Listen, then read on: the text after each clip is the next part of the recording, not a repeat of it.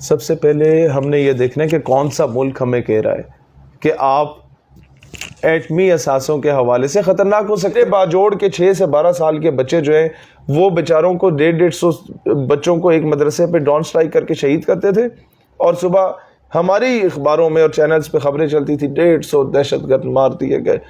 کون سے وہ جن کی اتنا ٹوٹل قد ہوتا تھا بچوں کا, 5 سال 6 سال کے بچے جن کے چیتڑے ان کے ماں باپ اٹھا رہے ہوتے تھے, اس کے آگے سر آپ جائیں.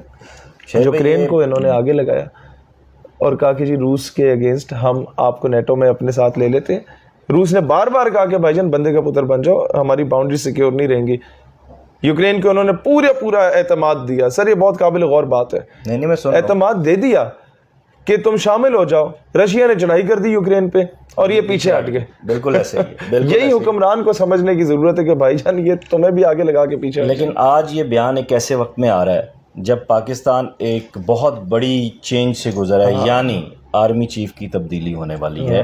نیم بہت سارے متوقع سامنے ہیں لیکن ایکچوئل نیم ابھی سامنے نہیں آیا.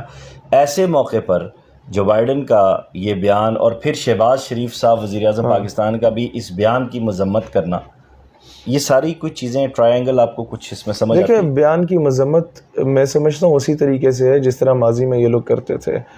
علاج غم نہیں کرتے فقط تقریر کرتے ہیں. واہ, ٹھیک ہے, تو ان لوگوں نے آج تک علاج غم نہیں کیا. یہ سٹیٹمنٹ دیتی نا ہماری حکومت کا صدر یا وزیر اعظم, تو آپ کے سارے پاکستانیوں کو, یا وہ نہ صحیح تو ایمبیسیڈر کو انہیں ڈپورٹ کر کے ادھر بھیج دینا تھا. صحیح. ہم کیوں نہیں کر رہے؟ ہم نہیں بتا سکتے کہ ہم آزاد ملک بن چکے ہیں؟ ہم نہیں کہہ سکتے آج تک کہ ہم خود مختار ملک ہیں بھائی جان؟ ہم نہیں کہہ سکتے کہ جناب ہمارے پاس تو ککھ بھی نہیں ہوتا تھا, ہم تب بھی C-130 جس میں سامان لادا جاتا تھا ان جہازوں سے ہم لوگوں نے ہاتھوں سے اٹھا کے بم نیچے پھینکے تھے ہندوستانی ٹینکوں پہ. اب تو ہم ایٹمی قوت بن چکے ہیں, آپ نے مذاق سمجھا ہوا ہے؟ ہم لوگوں نے ہندوانے کی فیکٹریاں لگائی ہوئی ہیں کوٹے چوٹے میں, یا وہ ہم نے پھوپھی کی شادی پہ چھڑانے. آپ یہ کہہ رہے کہ وہ غیر محفوظ ہے, یہ کیا ہے, یہ صحیح چل نہیں سکتا, آپ کو ابھی ہم چلا کے دکھائیں, کیا چاہتے ہیں آپ؟ صحیح. جاتے جاتے اس پولیٹیکل سینیریو کو لے کر, اور پھر اب ہم یہ دیکھ رہے ہیں کہ ایک بیان آتا ہے آرمی چیف کی تبدیلی کے, اور اس کے ساتھ ساتھ آپ کی جو موجودہ اور مجوزہ جو گورنمنٹ ہے اس سب کو لے کر, اور پاکستان کی پولیٹیکل سچویشن کے اوپر آپ ان ساری چیزوں کو اگر دیکھیں تو کیا اس خطے میں کوئی نئی کھچڑی پکنے جا رہی ہے؟ سر میں خطرناک اپنے لیے یہ سٹیٹمنٹ ہوگی لیکن میں دے رہا ہوں 2 جملوں میں. یہ 2 چودھریوں کی جنگ ہے. ایک چودھری دوسرے چودھری کے پورے ادارے کو برہنہ کرنے کی کوشش کر رہا ہے, اور دوسرا چودھری پہلے چودھری کے پوری جماعت کو برہنہ کر رہا ہے, اور اس دونوں صورتحال میں قوم برہنہ ہو رہی ہے. بالکل ایسے جس نے ہیروشیما اور ناگاساکی میں دھماکے کیے, پورے شہر تباہ کیے, 70-80 سال گزر گئے ان دھماکوں کو, آج بھی بچے آپاہج پیدا ہوتے ہیں. بالکل ایسے آج بھی بچوں کے یا پاؤں نہیں ہیں, یا ہاتھ نہیں ہیں, یا آنکھیں نہیں ہیں, یا کان نہیں ہیں, یا ناک نہیں ہے. کبھی وہاں سیلاب آ جائے, زلزلہ آ جائے, تو سر وہاں کوئی دنیا کی قوم جاتی نہیں ہے ریسکیو کرنے کہ وہ ویوز ہمیں بھی ڈسٹرب کریں گی.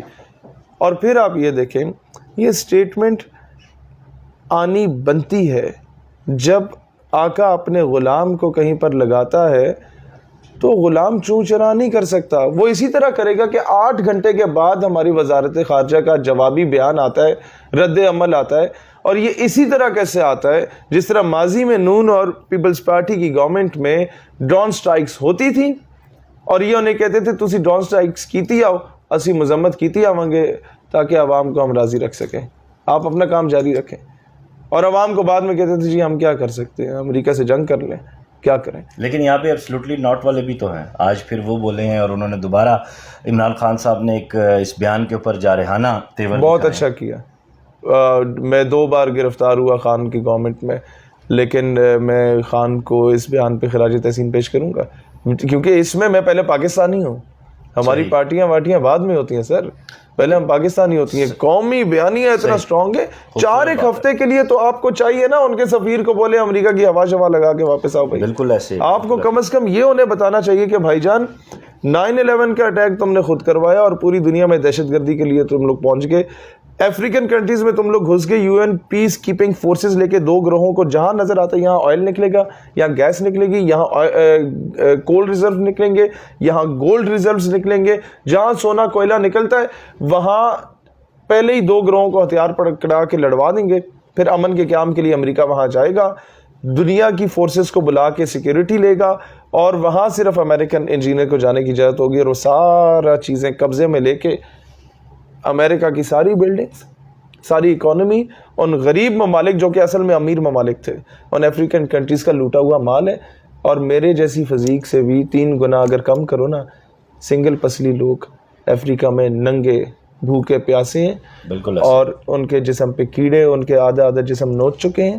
ان بیچاروں کے پاس کھانے کو کچھ نہیں ہے، پینے کے ایک گدلے پانی کے بھی قطرے قطرے کو وہ لوگ ترس رہے ہیں.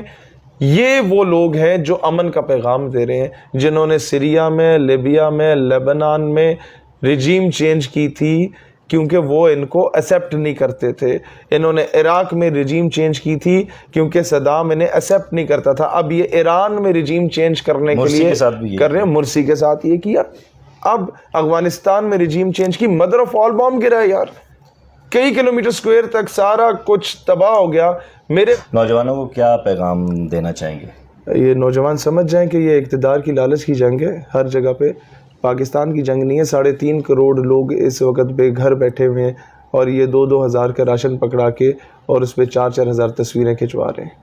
تو آج سمجھ جائیں کہ پاکستان کے ساتھ ان میں سے اگر کوئی سنسیئر ہوتا تو پاکستان کا یہ حال نہ ہوتا.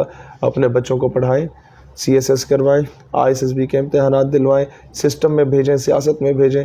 آپ ہی تبدیلی لے کے آئیں گے، پرانے لوگوں سے تبدیلی نہیں آئے گی. بے شک 40 سال بعد آئے، خود لے کے آئیں، کسی پہ انحصار نہ کریں.